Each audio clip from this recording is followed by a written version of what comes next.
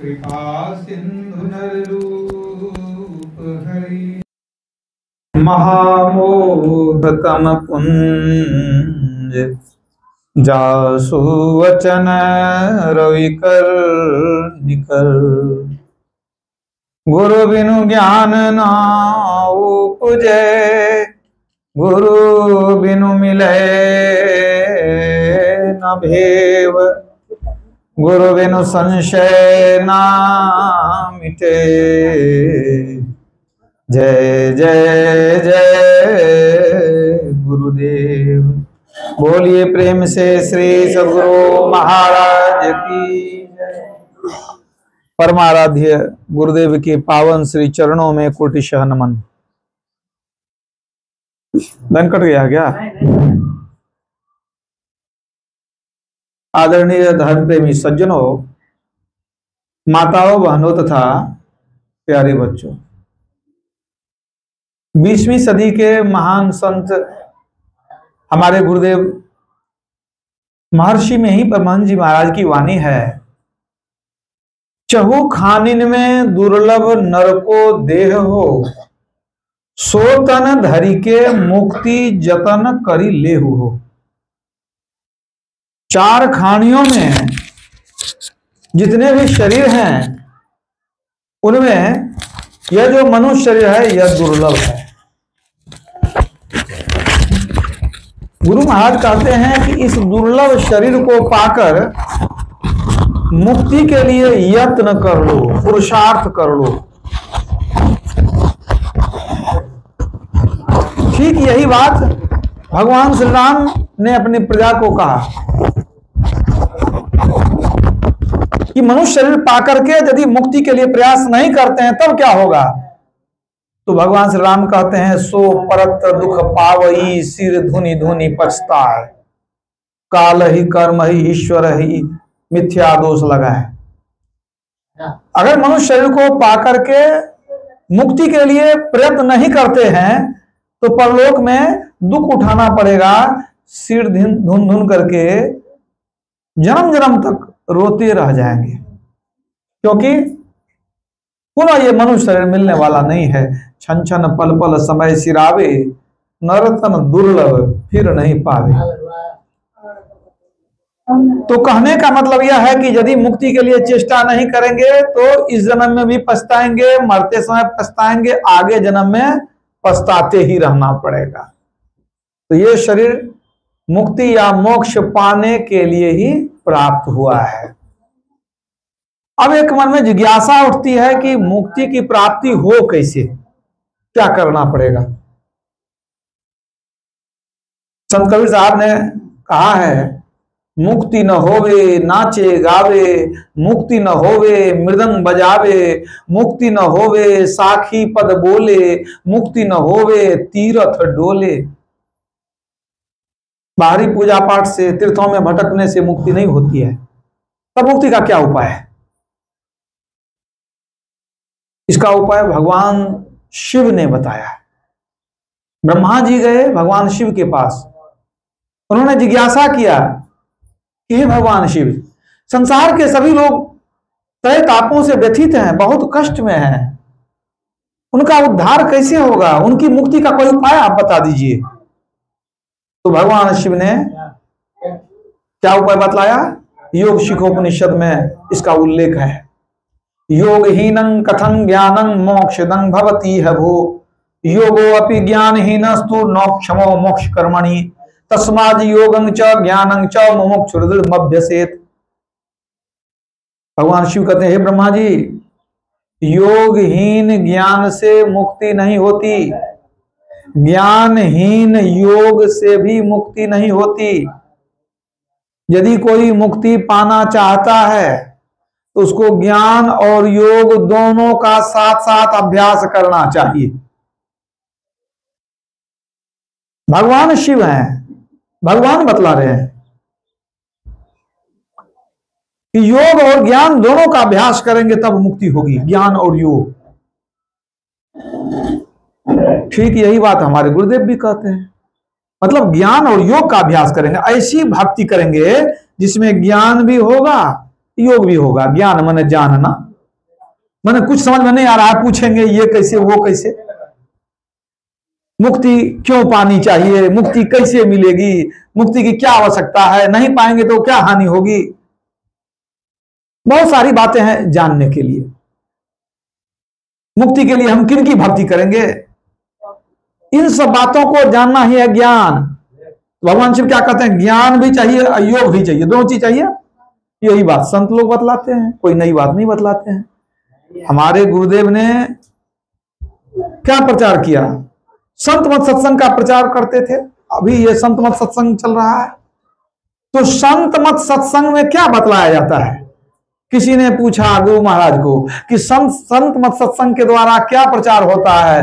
गुरु महाराज ने कहा संत मत सत्संग के द्वारा ज्ञान योग युक्त ईश्वर भक्ति का प्रचार होता है। ऐसी भक्ति जिसमें ज्ञान योग दोनों हो, माने भगवान शिव की वाणी को यहाँ चरितार्थ कर रहे हैं गुरु महाराज। क्या कहते हैं, भगवान शिव ने कहा ज्ञान और योग दोनों होगा तो मुक्ति मिलेगी, और गुरु महाराज कहते हैं हम ऐसी भक्ति बतलाते हैं जिसमें ज्ञान भी है और योग भी है।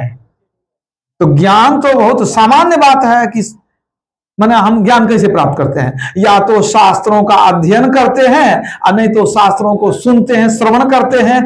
इन दोनों को मिला दीजिए, मोटी बात है कि सत्संग सुनते हैं तो ज्ञान होता है।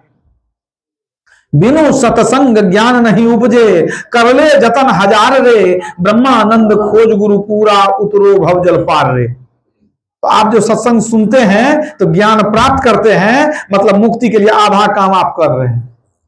जरूरी है, ज्ञान जरूरी है। तो आधा काम तो हो गया ज्ञान, ठीक है। अब बच क्या गया, योग। अब योग की जब बात आती है, जो लोग कभी सत्संग वगैरह नहीं सुने हैं उनके मन में बड़ा भ्रम हो जाता है कि योग का अभ्यास करना पड़ेगा, माने योगी बनना पड़ेगा।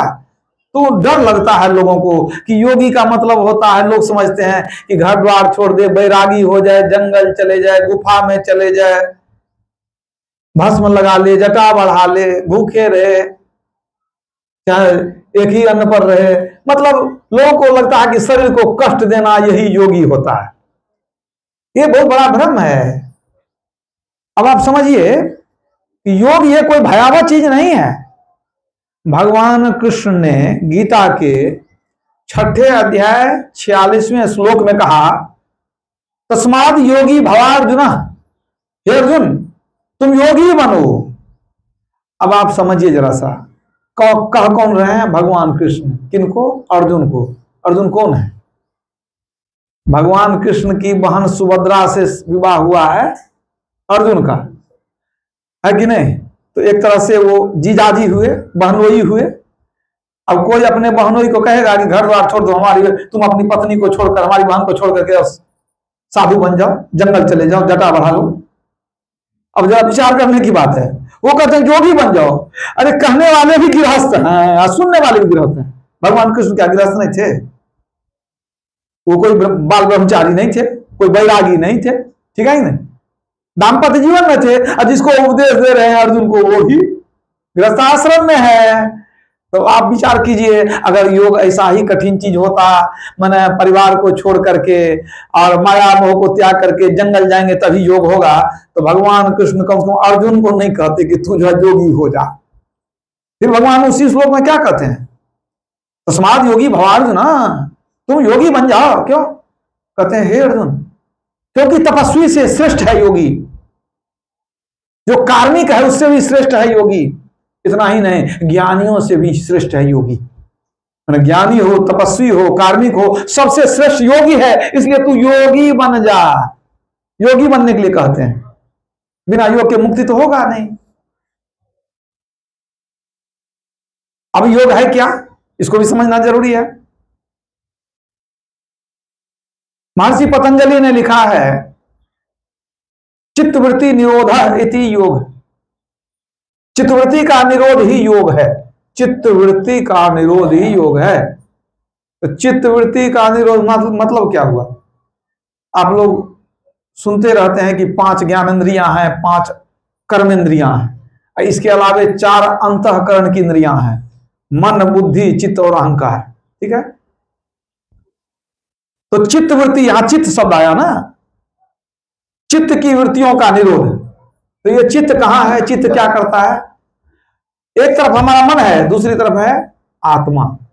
इन दोनों को जोड़ने वाली कड़ी है चित्त। इन दोनों को, मतलब आत्मा को मन से कोई संबंध नहीं है, चित्त के द्वारा ही मन जो है कार्य करता है। चेतन की शक्ति चित्त के द्वारा प्राप्त होता है, तब मन कार्य करता है। मतलब चित्त के सहयोग से ही मन जो है संकल्प विकल्प करता है, कुछ काम करता है, कुछ सोचता है। तो चित्त वृत्ति का निरोध का साधारण मतलब है मन को शांत रखना, एक ही चीज पर लगा करके रखना।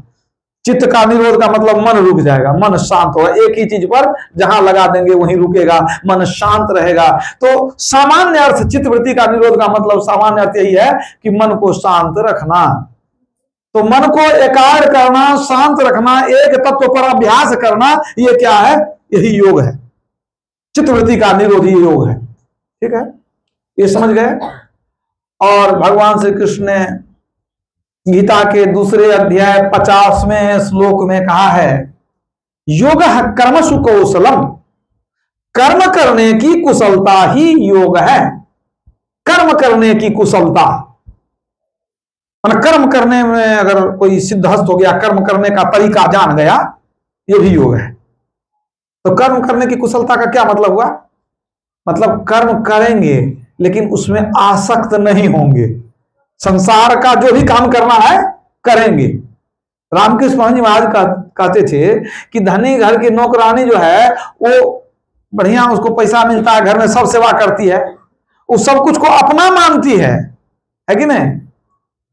सबको अपना मानती है, घर का बच्चा हो, गाय हो, कुछ भी हो, सबको अपना मानती है, लेकिन उसका दिल जानता है कि अपना कुछ नहीं है। अपने के तरह वो व्यवहार करती है। बच्चा है तो उसको एकदम मां के तरफ प्यार देती है, लेकिन वो जानती है कि ये बच्चा मेरा नहीं है, मतलब इसको एक दिन छोड़ करके जाना पड़ सकता है। तो कर्म करने की कुशलता क्या है कि कर्म तो हम करें लेकिन उस कर्म में आसक्त नहीं हो, वस्तु में, स्थान में आसक्त नहीं हो। और दूसरी बात, कर्म करते हुए भी हमारा चित्त प्रभु में लगा रहे। करते कर्म करो विधि नाना, असुरत राखी जहां कृपा निधाना। कर्म से कर्म, कर से कर्म करो, शरीर से कर्म करो और सूरत को प्रभु में लगा करके रखो। गुरु महाराज ने क्या कहा? अनासक्त जग में रहो भाई। कर्म करते हैं आसक्ति नहीं। अब इसका छोटा सा उदाहरण समझिए कि लोग बच्चे को पालते हैं, ठीक है, तो आपका आपने पैदा किया, आपका बेटा है तो पालेंगे उसको, या संतान है, बेटी है, उसको भरण पोषण करेंगे, हर तरह से सेवा करेंगे, लेकिन उससे ज्यादा उम्मीदें नहीं रखी कि बड़ा होकर हमको बहुत सुख देगा। तब आसक्ति हो गई आपको। अगर फिर वो दिल टूटेगा, यदि आशा पूरी नहीं हुई तो आप बेहवल हो जाएंगे, परेशान हो जाएंगे, चिंताग्रस्त हो जाएंगे, तनावग्रस्त हो जाएंगे। यही है, कर्म तो करना, आसक्ति नहीं रखना। दुनिया में रहता हूं तलबगार नहीं हूं, बाजार से निकला हूं खरीदार नहीं हूं। बाजार से निकले कि मन कहीं फंसा नहीं। दुनिया में रहते हैं, बहुत कुछ की चाहना नहीं है, शरीर में भोजन थोड़ा मिले, कपड़ा मिले, इसके बाद हम भजन करें। तो कर्म करने की कुशलता यही है कि हम अनासक्ति पूर्वक काम करें और सूरत को प्रभु में लगा करके रखें, तब ये योग कहलाएगा। अब गुरु नानक देव जी महाराज ने योग के बारे में खूब स्पष्ट कर दिया कि योग क्या होता है, योगी कैसे लोग बनता है। जो योग किया वो योगी हुआ। गुरु नानक देव महाराज कहते हैं, जोग न खिंथा जोग न दंड, जोग न भस्म चढ़ाइए, जोग न मुंदी मूड़ी मुड़ाइए, जोग न सिंगी बाइये, अंजन माही निरंजन रहिए, जोग जुगति इव पाइए, गली जोग न होई, एक दृष्टि करी संसरी जाने, जोगी कहिए सोई। जोग न खिंथा जोग न दंड। खिंथा कहते हैं गुदड़ी को। किसी किसी संप्रदाय में साधु लोग गुदड़ी पहनते हैं, सीसी करके टुकड़ा सा बनाते हैं कपड़ा, तो कहते हैं वो गुदड़ी पहनने से कोई जोगी नहीं होता। जोग न दंड है, हाथ में डंटा रखते हैं या कोई पात्र रखते हैं, कमंडल रखते हैं, तो दंड कमंडल धारण करने से कोई जोगी नहीं होता। अजोग न भस्म चढ़ाइए, भस्म लगाने से योगी नहीं होता है। अजोग न मुंदी मूड़ी मुड़ाइए। मुंदी एक मुद्रा होता है, वो कान में पहना जाता है। कुछ कुछ जोगी लोग कान में जैसे माताएं बाली पहनती है, उसी में एक लकड़ी का टुकड़ा पहनते हैं, उसमें नाथ संप्रदाय में बहुत लोग पहनते हैं।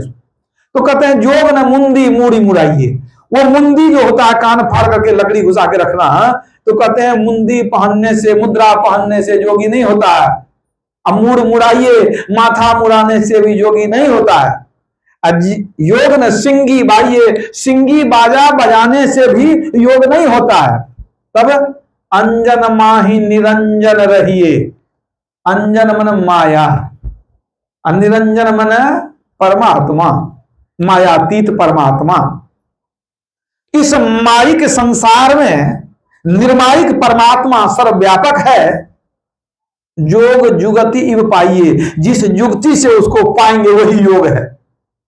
गली योग न होई, गप देने बोलने प्रवचन करने से योग नहीं होता है। गली में ना बात करना, बात बोलना, प्रवचन करना, गली योग न होई। एक दृष्टि करी समसरी जाने जोगी कहिए सोई। जिसने अपने दोनों दृष्टिधारों को मिलाने के लिए अंदर में जान गया, एक दृष्टि करी समसरी जाने, दोनों दृष्टिधारों को जोड़ने की क्रिया जो जान गया, जो करने लग गया, जोगी कहिए सोई, वही असली जोगी है। फिर आगे कहते हैं जोग न बाहर मढ़ी मसाणी, और जोग न तारी लाइये, और जोग न देश देशांतर भविये, और जोग न तीरथ नाइये। जोग न बाहर मढ़ी मसाणी, श्मशान घाट में जाकर के एक झोपड़ी बना ली, उसमें रहने लगे, तो इससे जोग नहीं होता है। बाहर मढ़ी मसाणी, ठीक है। अजोग न ताड़ी लाइए, मतलब ध्यान का ढोंग करने से, समाधि का ढोंग करने से योग नहीं होता है। कि मान लीजिए हम ध्यान की मुद्रा में बैठ तो गए, संसार का चिंतन कर रहे हैं, विषय को सोच रहे हैं, ये जो पाखंड है, दिखावा है, समाधि का ढोंग करना। ताड़ी लाइए बना समाधि, लेकिन यहां नकली समाधि के बारे में कहा गया। तो ध्यान का ढोंग करने से भी योग नहीं होता है। अजोग न देश दशांतर भव्य, साधु का वेश बना लिए, अब देश देशांतर देश भी तो भ्रमण करते रहते हैं, इस तीर्थ में उस तीर्थ में, यहां वहां घूमते रहते हैं, इससे भी योग नहीं होता है।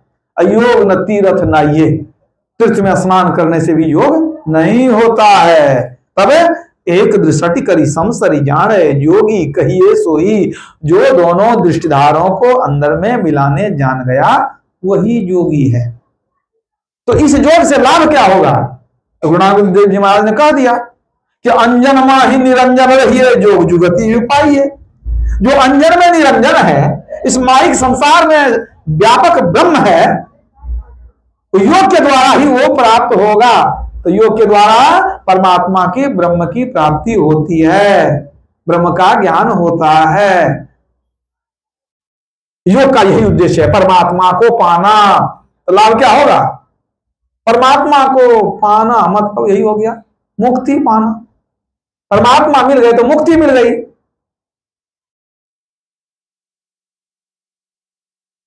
जैसे कि भरपेट भोजन हो गया तो क्या हुआ? तृप्ति हो गई। एक ही बात ना है, भरपेट भोजन हो गया मतलब तृप्ति हो गई, ईश्वर का दर्शन हो गया तो मुक्ति हो गई। एक ही बात, कोई अंतर नहीं। तो कण-कण में जो ब्रह्म है उसको जानना पड़ेगा, तब मुक्ति, दूसरा कोई उपाय नहीं है।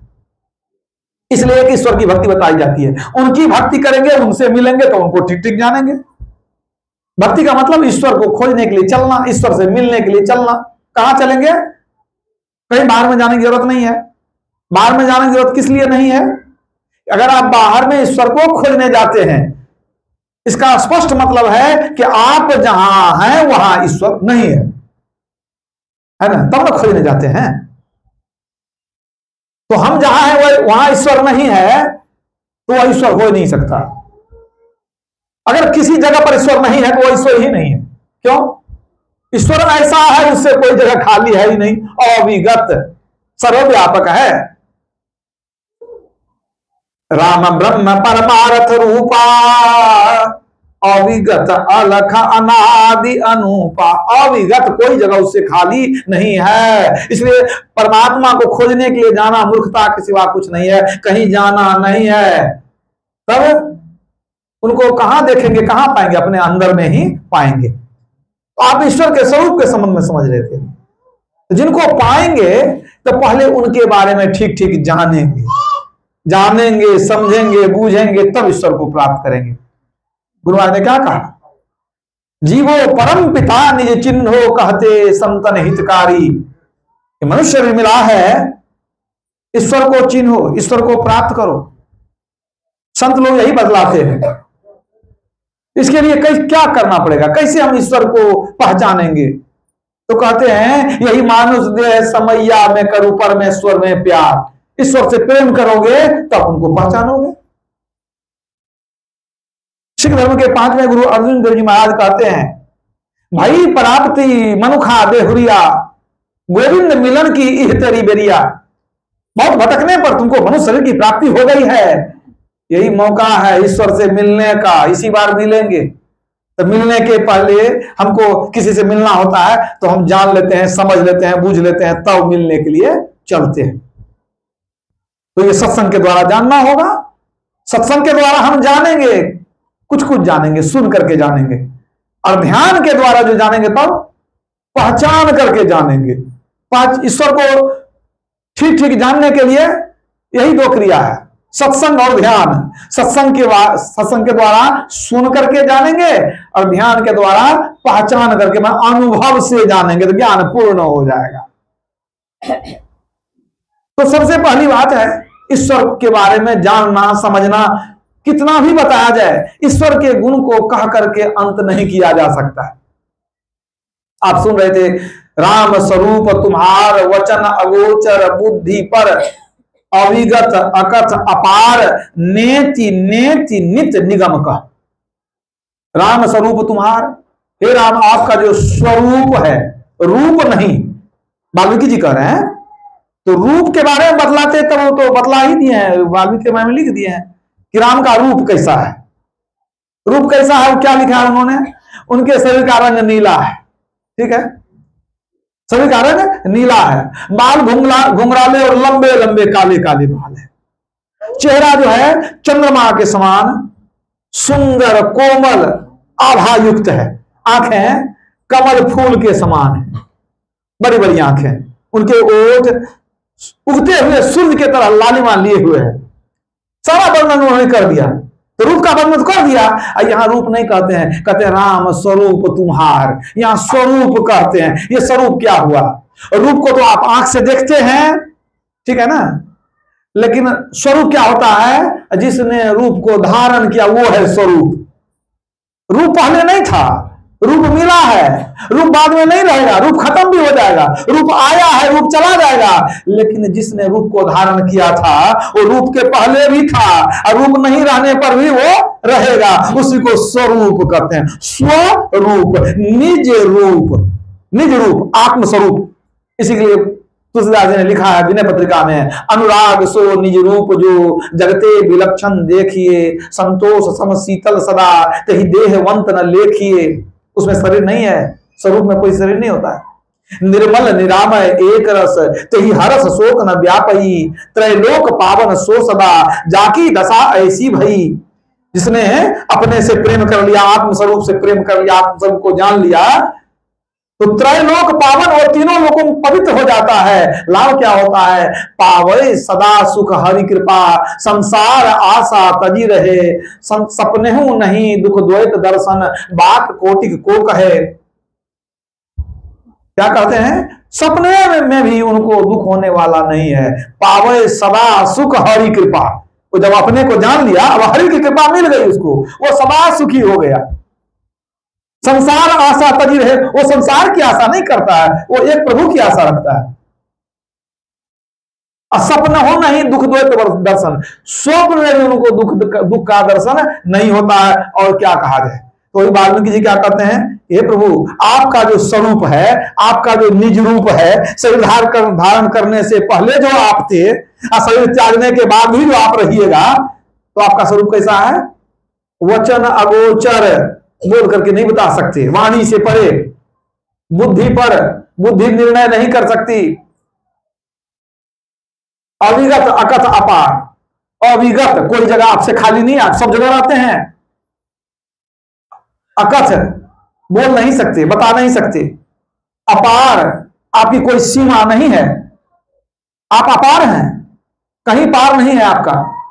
नेति नेति नित्य निगम कर, वेद नित्य कहता है कि अंत नहीं, अंत नहीं, मैंने कितना बताएंगे, कितना भी वर्णन करेंगे तो अंत नहीं। जैसे गुरु के बारे में कहा गया है, सब धरती कागज करो लेखनी सब बढ़ रहा है, और 7 समुद्र की मसी करो और गुरु गुण लिखा न जाए। अब सोचिए, धरती जितनी है, पूरे धरती के इतनी मैंने समझिए इसका सतह जितना है उतना कागज ले लीजिए, और सभी जंगल को काट के कलम बना लीजिए, और सभी समुद्र के जल को स्याही बना लीजिए, फिर भी गुरु का गुण लिखेंगे तो अंत नहीं होगा, हुआ ना। ठीक इसी तरह कहते हैं, वेद कहता है अंत नहीं, अंत नहीं। परमात्मा का कितना भी वर्णन करेंगे तो वर्णन करके अंत नहीं कर सकेंगे। इसलिए कहा कि जस कहिए तस होत नहीं, जस है तैसा सोई। जितना कहेंगे उतना ही परमात्मा वैसा ही नहीं है, जस है तैसा सोई, वो जैसा है वैसा ही है। कहत सुनत सुख उपजे अरु परमारथ हो, वो जैसा है ठीक ठीक वर्णन नहीं कर सकते हैं, फिर भी कहते हैं। क्यों?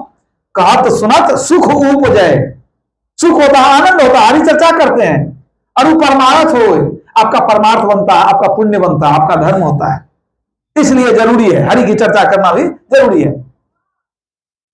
तो वाल्मीकि जी ने बता दिया कि ये तो अभिगत हैं, सर्वव्यापक हैं। रामचरितमानस में सर्वत्र कहा गया है कि जो राम है वो ब्रह्म है, परमात्मा ही है। वो शरीर में कभी कभी आते हैं, वास्तव में राम परमात्मा है। तो उनके बारे में बताया गया कि राम अविनाशी है, परमात्मा अविनाशी है, वो कभी मरते नहीं है। अब उनका अंश हम जीवात्मा है, ईश्वर अंश जीव अविनाशी, तो जीव भी कभी मरता नहीं है, बस इसका मिलन हो जाता है परमात्मा में जाकर के। तो ईश्वर अविनाशी है, ईश्वर असीम है, अनंत है, ईश्वर वर्णन करने लायक नहीं है, वो सर्वव्यापक है, सब जगह रहता है। ये सब परमात्मा का गुण हुआ, लेकिन वो गुणातीत भी है। कितना भी गुण बताएंगे तो गुण से वो अतीत है। छांदोग्य उपनिषद के 6ठे अध्याय में एक सुंदर प्रसंग आया है। उस प्रसंग में ईश्वर के संबंध में बतलाया गया है। महर्षि आयोग धौम्य के शिष्य थे आरुणि। हम लोग बचपन में कथा पढ़ते थे आरुणि का। वो जो आरुणि थे बालक, वो गुरु के शरण में रह करके गुरु के ज्ञान को अपने जीवन में इस तरह उतार लिया कि महर्षि आयोग धौम्य के शिष्य जो आरुणि थे वो हो गए महर्षि उद्दालक।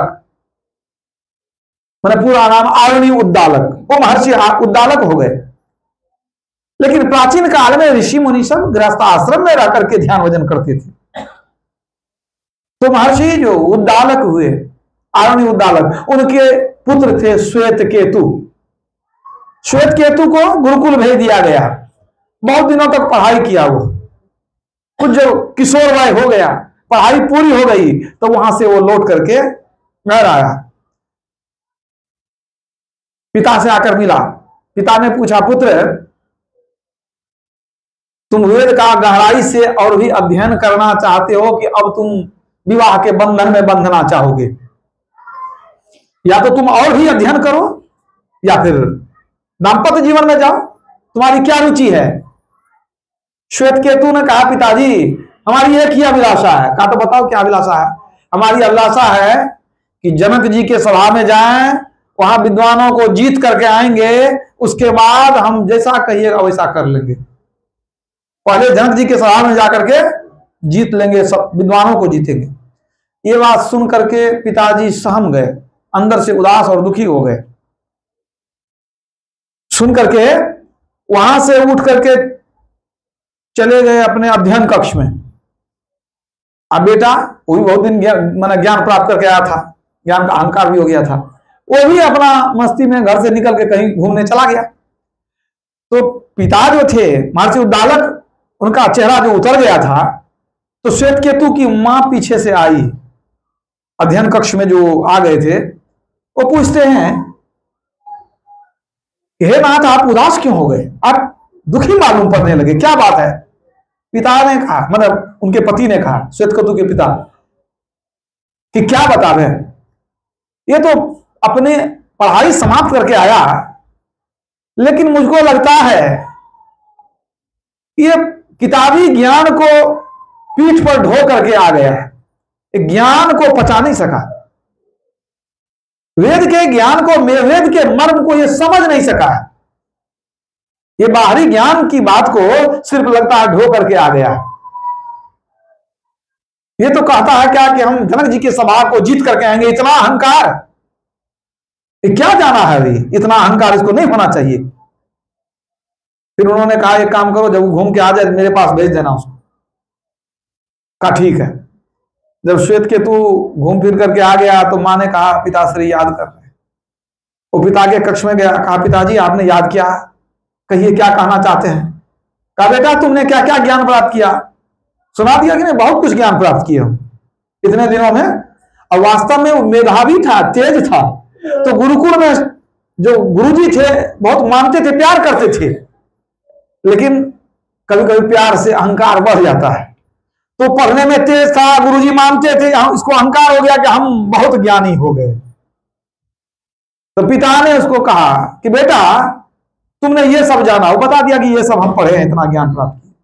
कहा बेटा तुमने उसको भी जान लिया जिसको जान लेने के बाद कुछ भी अज्ञात नहीं रहता है। जो नहीं सुना गया हो वह भी सुनने लगता है, जो नहीं देखा हो गया हो वो भी वो जानने लगता है। ऐसा कुछ प्राप्त किया तुमने, उसको तुमने जाना जिसको जान लेने के बाद कुछ भी छुपा हुआ नहीं रहता, अज्ञात नहीं रहता। श्वेत केतु ने कहा पिताजी हमारे आचार्य ने तो ऐसा कुछ नहीं बताया, ऐसा भी कुछ होता है, ऐसा तो कुछ बताया नहीं, या हो सकता उनको मालूम ही नहीं हो। पिताजी कहते हैं अच्छा चलो आओ घूमने के लिए, ले गए बगीचे में, मिट्टी उठा करके दिए, कहा बेटा ये मिट्टी है, कहा हाँ मिट्टी को जानते हैं पहचानते हैं, कहा इस मिट्टी से बर्तन भी बन जाता है, मूर्तियां भी बन जाती है। तो अगर तुम मिट्टी को पहचानते हो, ठीक ठीक जानते हो इसका लक्षण गुण क्या है, तो तुम मिट्टी से जो कुछ बने, जितने भी बर्तन बनेंगे सबको तुम जान जाओगे, मिट्टी से ही बना हुआ है। ठीक इसी तरह अगर तुम स्वर्ण की तुम्हें पहचान हो जाए, तुम सोना को जान गए, सोना क्या है, तो स्वर्ण से जितने भी आभूषण बनेंगे सबका ज्ञान तुमको हो जाएगा। कहा पिताजी बिल्कुल सही है। कहा बेटा उसी तरह एक ऐसा तत्व है जिससे संपूर्ण सृष्टि उत्पन्न हुई है, उसी से बनी हुई है। तो जिस तत्व से पूरी सृष्टि उत्पन्न हुई है, बनी है, उस तत्व को तुम जान लिए तो तुम पूरी सृष्टि को जान गए। जैसे मिट्टी को जाने तो बर्तन को जाने, सोना का जाने तो आभूषण को जाने, उसी तरह उस एक तत्व को जान गए तो तुम सबको जान गए। कहा पिताजी ऐसा भी कुछ होता है, ऐसा तो हमारे आचार्य ने बताया नहीं, तो आप ही बता दीजिए कि वह कौन सा तत्व है जिससे सब कुछ बना हुआ है, आप ही बताइए। कहा वह है सत्य ब्रह्म।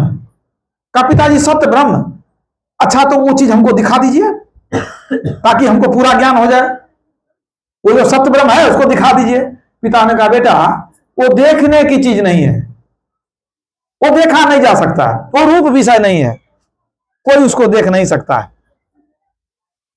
तो श्वेत केतु कहता है कि पिताजी जब देख नहीं सकते, जब वो दिखाई नहीं पड़ता है, तो क्या भरोसा है कि वह है कि नहीं है, तब तो नहीं भी हो सकता है,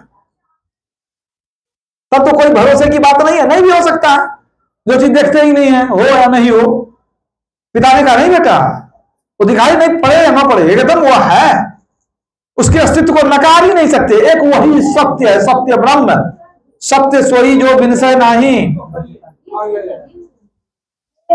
एक वही है जो सदा रहता है और कुछ रहने वाला नहीं है, इसलिए वो नहीं है सो बात नहीं है, और चीज हो कि नहीं हो वो सदा रहता है। कहा पिताजी हमको तो यही लगता है कि जो चीज देखते ही नहीं है वो चीज हो कि नहीं हो कोई भरोसा नहीं है। तो ये काम करो,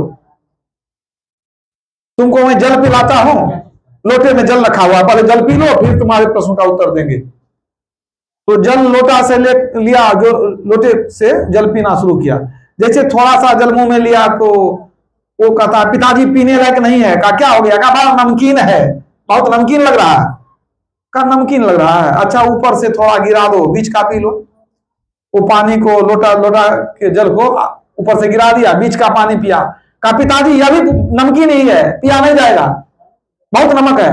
कहा अच्छा बेटा और थोड़ा गिरा दो, नीचे का पानी पी लो, शायद उसमें ना हो।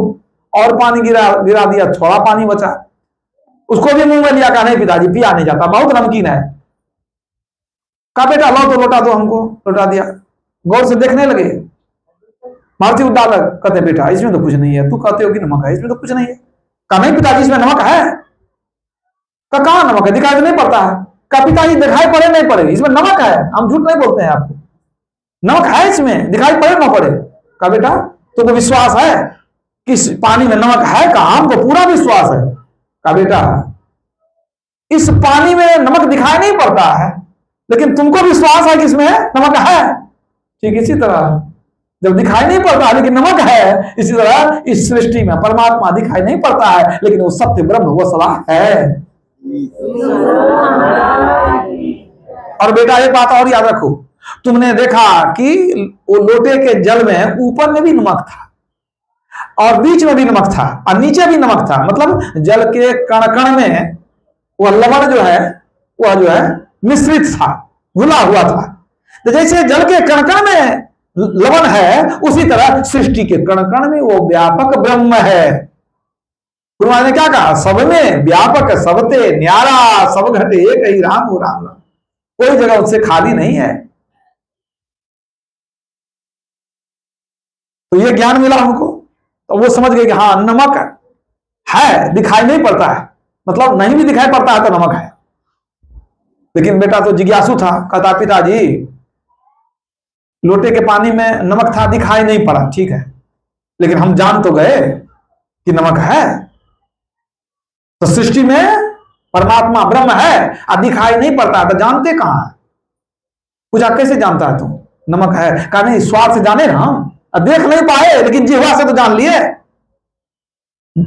उपाय तो है जानने का, जिह्वा से जान गए। उसी तरह जब सृष्टि में व्यापक ब्रह्म है तो हम उसको देख नहीं सकते हैं, तो उसको किसी इंद्रियों से जानना चाहिए ना। कहा बेटा तुम देख नहीं सके, ठीक है, तो मतलब आंख के द्वारा वो पकड़ में नहीं आई, ठीक है। अब 4 इंद्रियां और बच गई ना, कान नाक जिह्वा, तो 4 इंद्रियां बची ना। तो तुम नमक को आंख से नहीं देखे, जिह्वा से पकड़ लिए, क्योंकि उसमें स्वाद था। लेकिन ब्रह्म को तुमने देखा नहीं, तो आंख से तो पता चला नहीं। अब उसमें स्वाद नहीं है कि जिह्वा से जान जाएंगे, ठीक है ना। उसमें वह शब्द नहीं है कि हम कान से जान जाएंगे, वह गंध नहीं है कि नाक से पकड़ेंगे, उसमें स्पर्श का गुण नहीं है कि छू के जानेंगे। तो तुम्हारे पास जो ये 5 औजार है, इसमें तो शक्ति नहीं है कि तुम जान सकोगे। तो कहा पिताजी फिर जानेंगे कैसे? कहा तुम अपने से जानोगे। तुम कौन हो? तुम जीवात्मा हो, अपने से ही तुम जान सकोगे, मतलब आत्मा के द्वारा ही परमात्मा को प्राप्त करते हैं। इसलिए कि तू भी परमात्मा का ही अंश है। तत्त्वमसि, जिसको तुम खोज रहे हो वह तुम ही हो। जिस ईश्वर को हम खोज रहे हैं वह ईश्वर हम ही है। भगवान कृष्ण ने क्या कहा? ममे वांशो जीव लोके जीव भूता सनातना। हे अर्जुन, इस शरीर में बसने वाली जो आत्मा है वह हमारा ही सनातन अंश है। वो जीव जो है सनातन अंश है। और जगत को शंकराचार्य ने क्या कहा? ब्रह्म सत्यं जगन मिथ्या जीवो ब्रह्म है वो ना पर। ब्रह्म ही सत्य है, ये संसार मिथ्या है, और जो जीव है वह ब्रह्म ही है, दूसरा कुछ नहीं है। जो जीव है वह ईश्वर ही है, दूसरा कुछ भी नहीं है। जीवो ब्रह्म है वह ना पर, दूसरा कुछ भी नहीं, वो ब्रह्म ही ब्रह्म है। मतलब है हे पुत्र, तुम जो हो वही हो, तत्त्वमसि, तुम भी वही हो, जो ईश्वर है वही तुम हो। ईश्वर अंश जीव अविनाशी, चेतन अमल सहज सुख राशि। अब जब पिता ने कहा कि बेटा तुम भी वही हो, जो ईश्वर है वही तुम भी हो, तुझमें उसमें कोई अंतर नहीं है। अब जब यह कह दिया तो पुत्र के मन में फिर जिज्ञासा हो गई कहा पिताजी आपने तो कहा कि ईश्वर ने सृष्टि की रचना कर दी, कुछ भी नहीं था, ईश्वर की मौज हुई, सब कुछ उत्पन्न हो गया। कहा बिल्कुल सही बात है, ईश्वर में इतनी शक्ति है, सब कुछ उत्पन्न कर लेते हैं ना।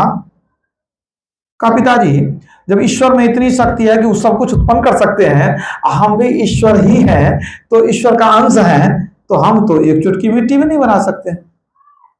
वो ईश्वर तो आनंद स्वरूप है।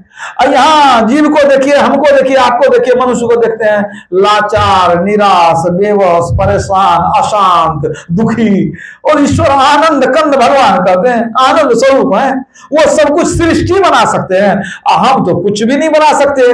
तब तो ये विश्वास करने वाली बात नहीं है। अगर हम ईश्वर के अंश होते तो वो पूरी सृष्टि बनाए, तो हम थोड़ा तो कुछ बनाते, है कि नहीं? बनाने का मतलब, अरे वैज्ञानिक लोग बनाते हैं बहुत कुछ। क्या बनाते हैं? पहले संसार से कुछ लेते हैं तब कुछ बनाते हैं, और उनको कुछ नहीं दीजिए, कहिए कुछ बनाने के लिए, बना सकेंगे? वो कुछ नहीं बना सकेंगे।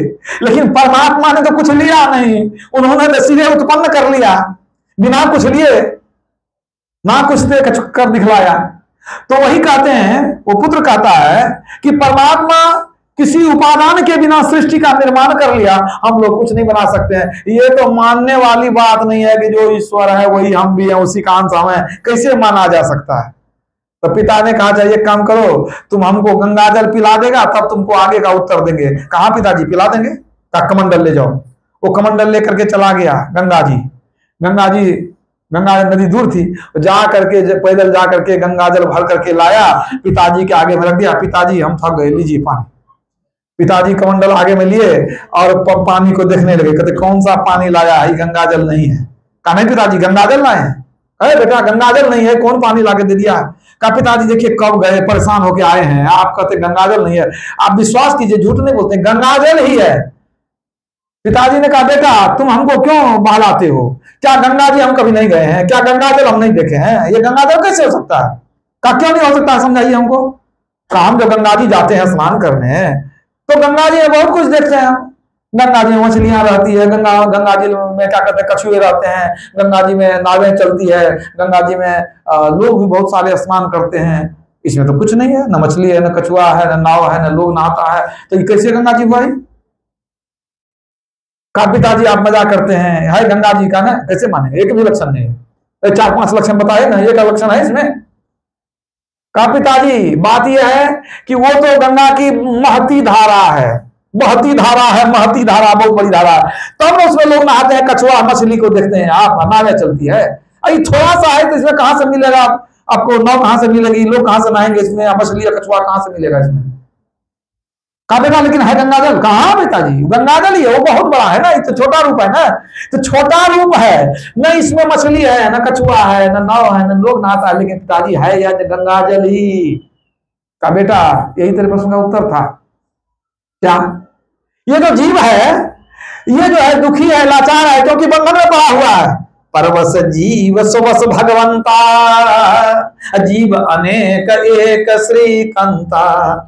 ये जो जीव है वो दुखी है, बंधन में पड़ा हुआ है, ये एक चुटकी मिट्टी नहीं बना सकता, कोई लक्षण इसमें दिखाई नहीं पड़ रहा, ठीक है ना? परमात्मा में जो शक्ति है वो परिलक्षित नहीं हो रही है, क्योंकि ये बंधन में पड़ा है, लेकिन है यह उसी परमात्मा का अंश। जैसे कि इस पानी को देखने से जैसे कुआं का जल होता है वैसा ही लगता है, ये गंगा जल नहीं लगता है, गंगा जी का कोई लक्षण नहीं है, लेकिन है गंगा जल। उसी तरह जैसे गंगा जल अनुरूप है, नदी विभू रूप है, उसी तरह परमात्मा विभू रूप है, विशाल है, और ये जीवात्मा अनुरूप है, ये छोटा अंश है, इसलिए उस परमात्मा का सब लक्षण इसमें परिलक्षित नहीं होता है। लेकिन विश्वास करो ये जो जीव है ये ईश्वर का ही अंश है, और जब इसको तुम जान लोगे तो परमात्मा को भी जानने में देर नहीं रहेगी। जब परमात्मा को जान लिया, सब कुछ जान लिया, और कुछ जानना बाकी नहीं रहा। तो खुद अपने को जानेंगे तो परमात्मा को जानेंगे। जमाने में उसने बड़ी बात कर ली, अपने आप से जिसने मुलाकात कर ली। जो अपने को जान गया वो बहुत बड़ा काम कर लिया, क्योंकि वो परमात्मा को जान लिया। जब लगी अपने आप का तहकीक न जाने, दास मलूका रब को क्यों कर पहचाने। कहते हैं जब तक अपने तहकीकात तू नहीं किया है तब तक तू रब को कैसे पहचानेगा। इबादत है किसी नाशाद को फिर शाद कर देना, इबादत है किसी नाशाद को फिर शाद कर देना, यही इबादत है किसी बर्बाद को आबाद कर देना। यही सीखा है सागर हमने मुर्शद के कदम छूकर, खुदा से हो अगर मिलना पता खुद का लगा लेना। खुदा से हो अगर मिलना तो पता खुद का लगा लेना। खुद का पता चलेगा तब खुदा का पता चलेगा। तो पहले खुद का पता चलेगा, मतलब अपने आप को जानेंगे, अपने आत्म स्वरूप को जानेंगे। तो अपने आत्म स्वरूप को कैसे जानेंगे? परांच खानी व्यतनत संगो तस्मात् परांग पश्यति नान्तरात्मन कश्चित् दिरा प्रत्यगात्मान नक्षदावित चक्षुर तत्वमिच्छन। कठोपनिषद में यमराज ने नचिकेता को कहा, हे नचिकेता, शंभु परमात्मा ने हमारी इंद्रियों को बहिर्मुखी बनाया है, वह भीतर नहीं देख सकती, भीतर में आत्मा जो है नहीं देख सकती। तब कोई कोई धीर पुरुष अमृत पाने की इच्छा करते हुए बंद नेत्रों वाला होकर दृष्टि शक्ति को अंदर में फेर कर आत्मा का दर्शन करते हैं। दृष्टि शक्ति को अंदर में फेर कर, अंदर में जोड़कर, यही हुआ एक दृष्टि करी संसरी जाने जोगी कहिए सोई। अंदर में उलट करके जब दृष्टि को जोड़ेंगे तो जोगी कहलाएंगे, और तब आत्मा को जानेंगे, और जब आत्मा को जानेंगे तो परमात्मा को जानेंगे, और परमात्मा को जानेंगे तो सब कुछ जान जाएंगे। इसी अवस्था को मोक्ष या मुक्ति कहते हैं। मुक्ति का कोई दूसरा अर्थ नहीं है। मुक्ति का सिर्फ यह अर्थ है कि आत्मा को परमात्मा में मिला देना। तो योग का क्या मतलब हुआ? आत्मा और परमात्मा का मिलन, यही है असली योग। और इसको दूसरे शब्दों में आप ध्यान योग कर सकते हैं। हम लोग जो दृष्टि योग करते हैं, ये क्या? ये ध्यान योगी। ध्यान योग में मुख्यतः 3 भेद हैं। जब ध्यान करते हैं आप तो 3 भेद हैं। एक हो गया मानस ध्यान, इष्ट रूप का ध्यान, दूसरा हो गया बिंदु ध्यान, और तीसरा हो गया नाद ध्यान। 3 ध्यान हो गया ना। यही तीनों ध्यान मिलाकर के ध्यान की पूर्णता होती है। ध्यान की पूर्णता नाद में होती है। यही 3 साधना है जिसके द्वारा आत्मानुभूति होती है और मोक्ष की प्राप्ति होती है। तो जितने भी संत भगवंत हैं सब इसी का प्रचार करते हैं कि ध्यान योग के द्वारा ज्योति को प्राप्त करो, शब्द को प्राप्त करो, तभी परमात्मा मिल सकेंगे। दूसरा कोई रास्ता संसार में नहीं है। उलटी समाना आप में प्रगति ज्योति अनंत, साहब सेवक एक संग खेले सदा बसंत। बसंत क्या है? आनंद का उत्सव। तो कहते हैं जब अंदर में प्रकाश मंडल में चले जाएं, उलटी समाना आप में प्रगति ज्योति अनंत, अंदर में अगर अंतर्गमन हो गया, स्थूल से सूक्ष्म में, आज्ञा तक से सहस्त्र कमल में चले गए, अंधकार से प्रकाश मंडल चले गए, तो क्या हुआ? प्रगति ज्योति आनंद। अपने आप के अंदर में प्रवेश करने पर ज्योति मंडल में पहुंचे, तब क्या होगा? साहब सेवक एक संग खेले सदा बसंत। सदा के लिए आनंद का उत्सव मनाते रहेंगे, जीव का सब दुख समाप्त हो जाएगा। यही है मोक्ष की अवस्था। इसी से आगे बढ़ते हैं तब नाद ध्यान और मुक्ति की अवस्था है। तो योग शिखोपनिषद में मुक्ति के लिए एक श्लोक बताया गया है, जिसको सुन करके आप लोगों को निर्णय हो जाएगा मोक्ष क्या है। पिंड पाते न या मुक्ति सा मुक्तिर्न तुम मन्यते, देहे ब्रह्मत्व मायाते जला नांग सिंधवम यथा, अन्नतांग यदा याति तदा मुक्ता स उच्यते। योग शिखोपनिषद में कहा गया कि मरने से कोई मुक्ति नहीं होती है। मरने के बाद जो मुक्ति होती है वह मुक्ति नहीं है। तब जैसे नमक का ढेला समुद्र के पानी में मिल करके घुल जाता है, एक मेघ हो जाता है, अलग नहीं रहता, उसी तरह ध्यान योग के द्वारा जब जीवात्मा का ब्रह्म में मिलन हो जाता है, जीव ब्रह्म मिल करके एक हो जाता है, उससे अलग नहीं रहता है, उस अवस्था को ही मुक्ति कहते हैं। तो हम लोग को वही क्रिया अपनानी है जिससे जीवात्मा परमात्मा का मिलन हो, यह है मुक्ति। और इसके लिए जो गुरु की जुक्ति जानता है वही प्रयास कर सकता है। बिना जुक्ति के मुक्ति होने वाली नहीं है। तो अंदर में कौन चलेगा? जो गुरु से जुक्ति ले रखा है। तो जो जुक्ति नहीं लिए हैं उनको चाहिए जुक्ति लेने के, शरीर का कोई ठिकाना नहीं है। क्या ठिकाना है? कल रहेंगे कि नहीं रहेंगे। तो जो दीक्षा नहीं लिए हैं उनको इस ब्रह्म ज्ञान की दीक्षा लेनी चाहिए, और जो ले चुके हैं उनको चाहिए कि अभ्यास करें। नहीं बहुत समय मिलता है तो थोड़ा समय निकालें, लेकिन जरूर निकालें। थोड़ा थोड़ा भी समय निकालेंगे तो समझिए आपका संस्कार बनेगा, और बूंद बूंद से घड़ा भर जाता है। थोड़ा थोड़ा भी करेंगे तो एक दिन भक्ति पूर्ण हो जाएगी। इस जन्म में मुक्ति नहीं मिली तो अगले जन्म में मुक्ति की प्राप्ति हो जाएगी। बोलिए प्रेम से श्री सतगुरु